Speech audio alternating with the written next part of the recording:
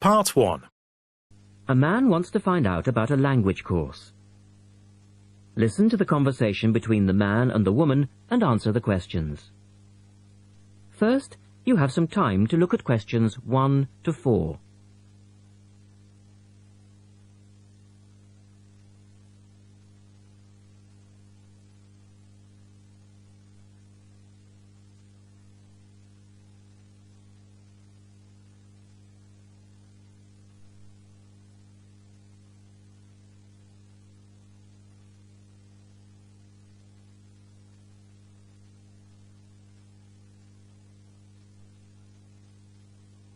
Listen carefully and answer questions 1 to 4.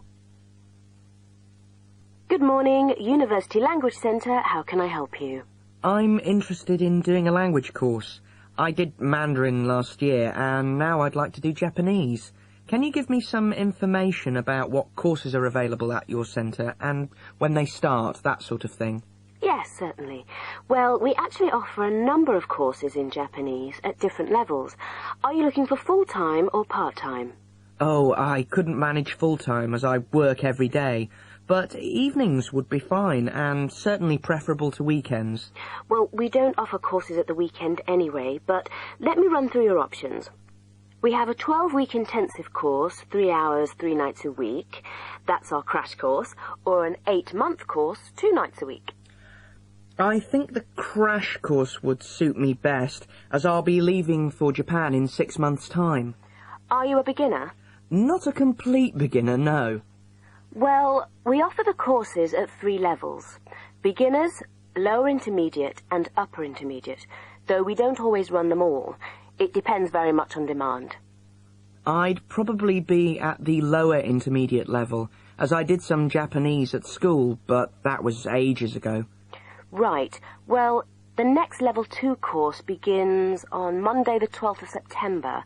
There are still some places on that one. Otherwise, you'd have to wait until January or March. No, I'd prefer the next course. The woman asks the man for some details about himself. Look at questions 5 to 10.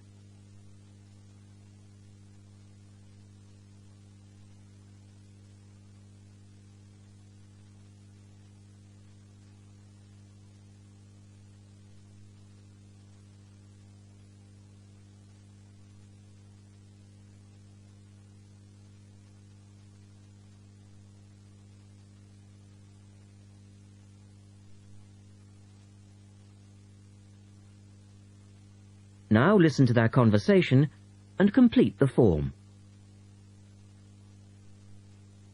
Right. Can I get some details from you then, so I can send you some information? Sure.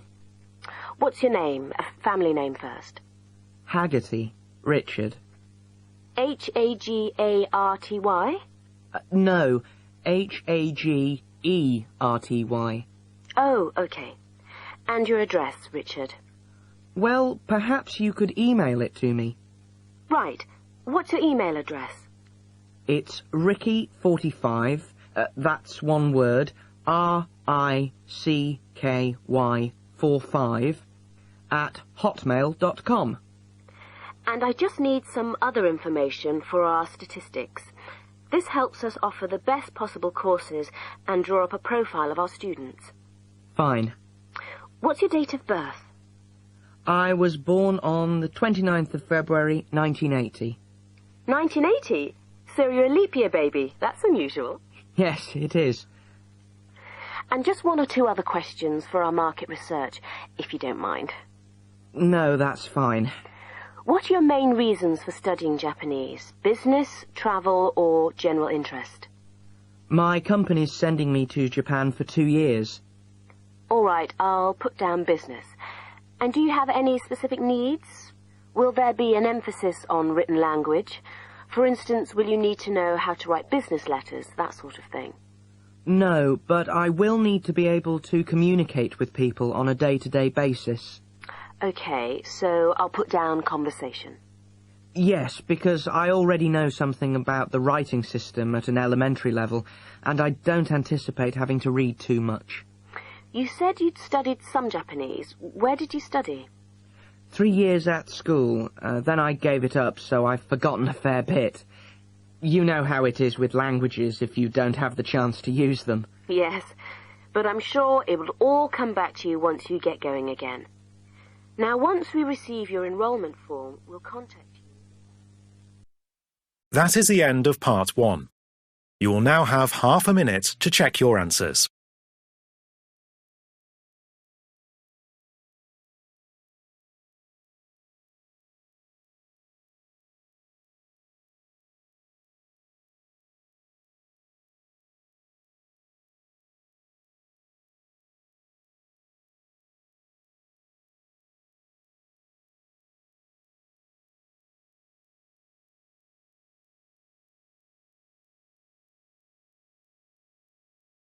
Part 2.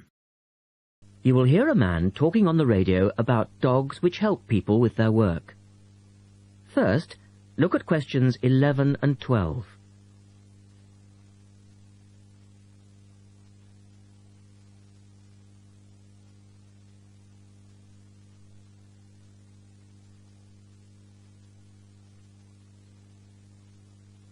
As you listen to the first part of the talk, answer questions 11 and 12.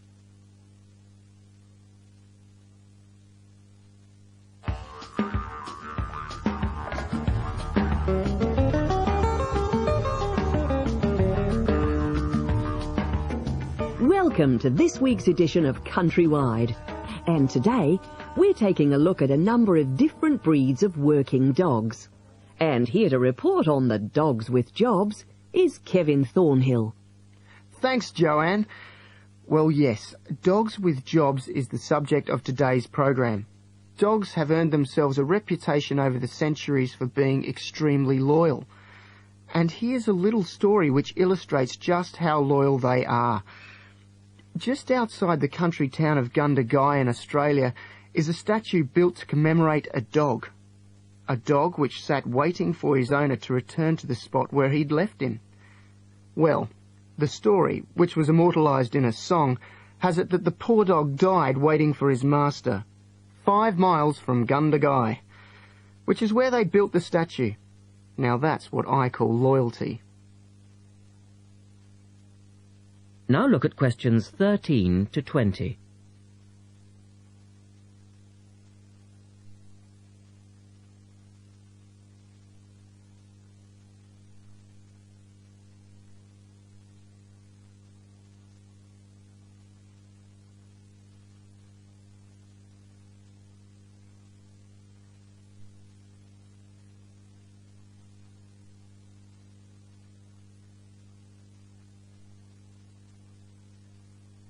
As the talk continues, complete the table for questions 13 to 20. Well, because of their loyalty and also their ability to learn practical skills, dogs can be trained to do a number of very valuable jobs. Perhaps the most well-known of working dogs is the Border Collie sheepdog. Sheepdogs which work in unison with their masters need to be smart and obedient, with a natural ability to herd sheep. Some farmers say that their dogs are so smart that they not only herd sheep, they can count them too. Another much-loved working dog is the guide dog, trained to work with the blind. Guide dogs, usually Labradors, need to be confident enough to lead their owner through traffic and crowds, but they must also be of a gentle nature. It costs a great deal of money to train a dog for this very valuable work, but the guide dog associations in the UK, America and Australia receive no government assistance, so all the money comes from donations. Another common breed of work dog is the German Shepherd. German Shepherds make excellent guard dogs and are also very appropriate as search and rescue dogs, working in disaster zones after earthquakes and avalanches. These dogs must be tough and courageous to cope with the arduous conditions of their work, and so that they can be sent anywhere in the world to assist in disaster relief operations, effective dogs and their trainers are now listed on an international database. When you arrive at an airport here, you may be greeted in the baggage hall by a detector dog, wearing a little red coat bearing the words "Quarantine." These dogs are trained to sniff out fresh fruit as well as meat and even live animals hidden in people's bags. In order to be effective, a good detector dog must have an enormous food drive. In other words, they must really love their food. At Sydney Airport, where there are 10 detector dogs working full-time, they stop about 80 people a month trying to bring illegal goods into the country. And according to their trainers, they very rarely get it wrong. Another famous working dog is the husky. Huskies, which originally came from Siberia, have been used for decades as a means of transport on snow, particularly in Antarctica, where they have played an important role. Huskies are well adapted to harsh conditions and they enjoy working in a team. But the huskies have all left Antarctica now because the international treaty prohibits their use in the territory, as they are not native animals. Many people were sad to see the dogs leave Antarctica, as they had been vital to the early expeditions and earned their place in history along with the explorers. That is the end of part 2. You now have half a minute to check your answers.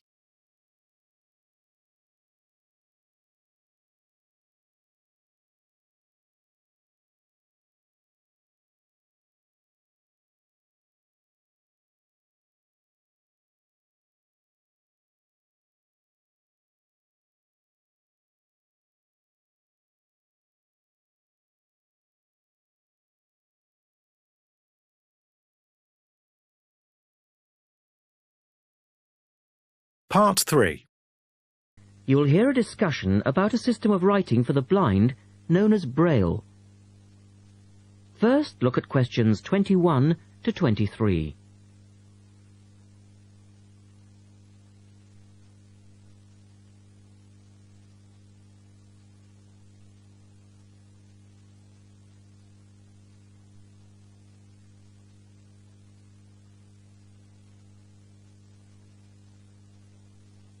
Now listen to the first part of the discussion and complete the notes for questions 21 to 23.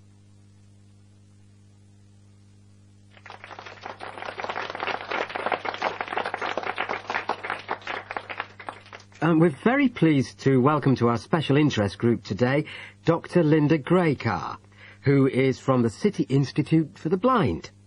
Linda is going to talk to us about the system of writing for the blind known as Braille. Linda, welcome. Thank you. Now, we'd like to keep this session pretty informal, and I know Linda won't mind if members of the group want to ask questions as we go along. Well, let's start with an obvious one. What is Braille, and where does it get its name from? Well, as you said, Braille is a system of writing used by and for people who cannot see. It gets its name from the man who invented it, the Frenchman Louis Braille, who lived in the early 19th century. Was Louis Braille actually blind himself? Well, he wasn't born blind, but he lost his sight at the age of 3 as the result of an accident in his father's workshop.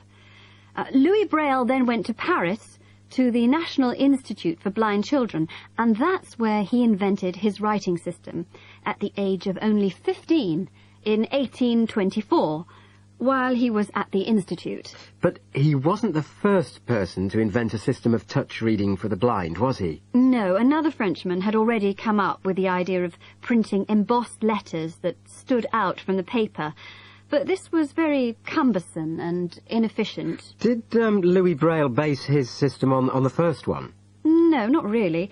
When he first went to Paris, he heard about a military system of writing using 12 dots. This was a system invented by an enterprising French army officer, and it was known as night writing. It wasn't meant for the blind, but rather for battle communications at night. That must have been fun.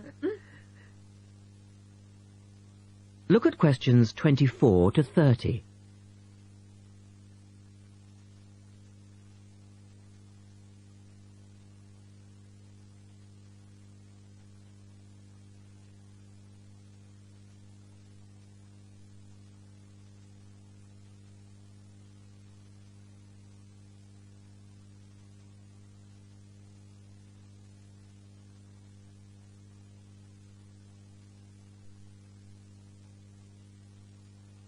Listen carefully and answer questions 24 to 30. Anyway, Braille took this system as a starting point, but instead of using the 12 dots, which night writing used, he cut the number of dots in half and developed a 6-dot system. Can you give us a little more information about how it works? Well, it's a system of touch reading, which uses an arrangement of raised dots called a cell. Braille numbered the dot positions 1, 2, 3 downward on the left and 4, 5, 6 downward on the right. The letters of the alphabet are then formed by using different combinations of these dots. Yes? So, is the writing system based on the alphabet, with each word being individually spelt out? Well, it's not quite that simple, I'm afraid. For instance, the first 10 letters of the alphabet are formed using dots 1, 2, 4 and 5. But Braille also has its own short forms for common words. For example, B for the word but and H for have. There are many other contractions like this. So you spell out most words letter by letter, but you use short forms for common words? Yes, though I think that makes it sound a little easier than it actually is. And was it immediately accepted? I mean, did it catch on straight away? Well, yes and no. It was immediately accepted and used by Braille's fellow students at the school, but the system was not officially adopted until 1854, 2 years after Braille's death. So official acceptance was slow in coming. I suppose it works for all languages which use the Roman alphabet. Yes, it does, with adaptations, of course. Can it be written by hand, or do you need a machine to produce Braille? Well, you can write it by hand onto paper with a device called a slate and stylus. But the trick is that you have to write backwards, from right to left, so that when you turn your sheet over, the dots face upwards and can be read like English from left to right. Oh, I see. But these days, you'd probably use a Braille writing machine, which is a lot easier. And tell us, Linda, is Braille used in other ways, other than for reading text? Yes, indeed. In addition to the literary Braille code, as it's known, which of course includes English and French, there are other codes. For instance, in 1965, they created a form of Braille for mathematics. I can't imagine trying to do maths in Braille. Yes, that does sound difficult, I agree. And there's also a version for scientific notation. Oh, and yes, I almost forgot. There is now a version for music notation as well. Well, thanks, Linda. That was most interesting. Now, does anyone have any last questions? Yes. Roughly how long does it take to learn to read Braille? That is the end of part 3. You now have half a minute to check your answers.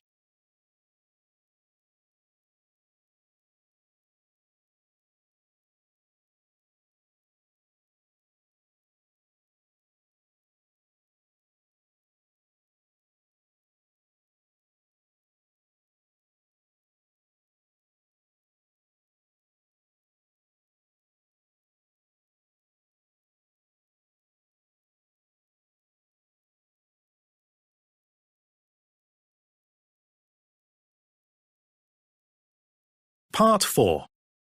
You will hear a talk about memory in babies and young children. First, you have some time to look at questions 31 to 35.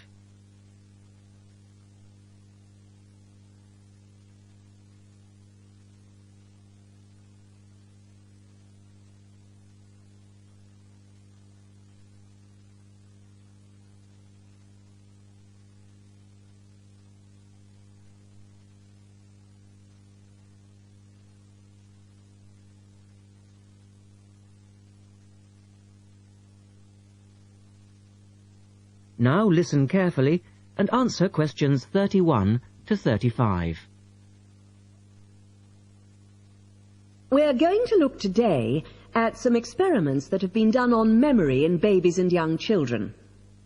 Our memories, it's true to say, work very differently, depending upon whether we are very old, very young, or somewhere in the middle. But when exactly do we start to remember things? And how much can we recall? One of the first questions that we might ask is, do babies have any kind of episodic memory? Can they remember particular events? Obviously, we can't ask them, so how do we find out? Well, one experiment that's been used has produced some interesting results. It's quite simple and involves a baby in its cot, a colourful mobile, and a piece of string. It works like this. If you suspend the mobile above the cot and connect the baby's foot to it with the string, the mobile will move every time the baby kicks. Now you can allow time for the baby to learn what happens and enjoy the activity. Then you remove the mobile for a time and reintroduce it sometime from 1 to 14 days later. If you look at this table of results, at the top 2 rows, you can see that what is observed shows that 2-month-old babies can remember the trick for up to 2 days, and 3-month-old babies for up to a fortnight. And although babies trained on one mobile will respond only if you use the familiar mobile, if you train them on a variety of colours and designs, they will happily respond to each one in turn. Now, looking at the 3rd row on the table, you will see that when they learn to speak, babies as young as 21 months demonstrate an ability to remember events which happened several weeks earlier. And by the time they are 2, some children's memories will stretch back over 6 months, though their recall will be random, with little distinction between key events and trivial ones. And very few of these memories, if any, will survive into later life. So, we can conclude from this that even very tiny babies are capable of grasping and remembering a concept. Look at questions 36 to 40.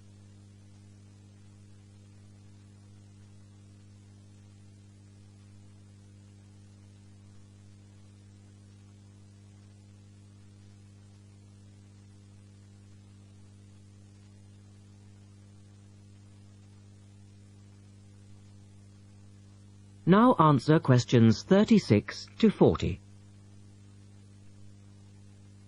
So, how is it that young infants can suddenly remember for a considerably longer period of time?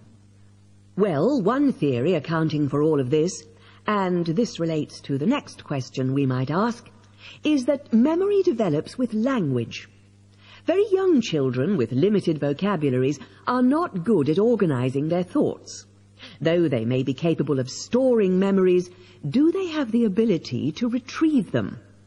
One expert has suggested an analogy with books on a library shelf. With infants, he says, it's as if early books are hard to find because they were acquired before the cataloguing system was developed. But even older children forget far more quickly than adults do.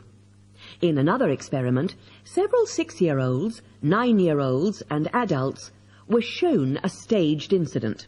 In other words, they all watched what they thought was a natural sequence of events. The incident went like this. A lecture, which they were listening to, was suddenly interrupted by something accidentally overturning. In this case, it was a slide projector. To add a 3rd stage, and make the recall more demanding, this accident was then followed by an argument.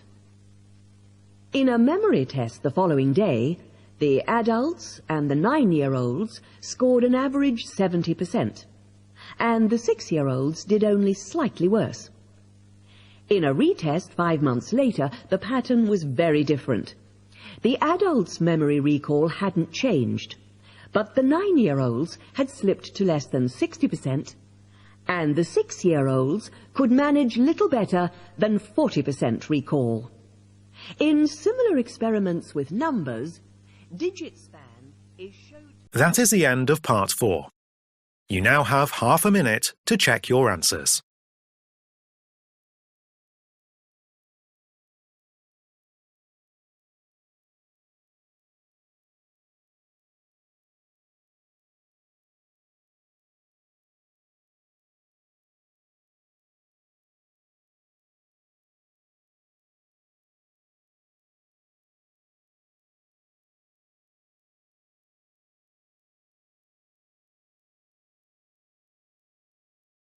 That is the end of the listening test.